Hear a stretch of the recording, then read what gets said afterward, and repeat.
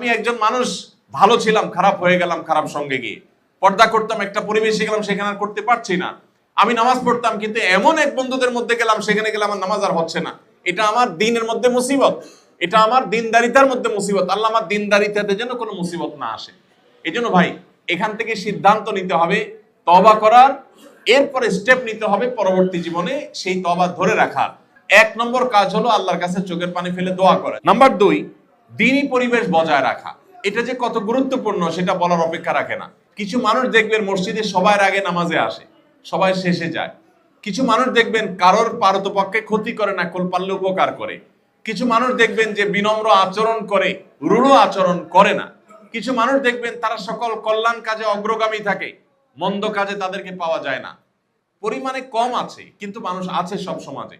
আপনি চেষ্টা করবেন সেই মানুষগুলোর সাথে বন্ধুতা করার, তাদের সাথে উঠা বসা করার,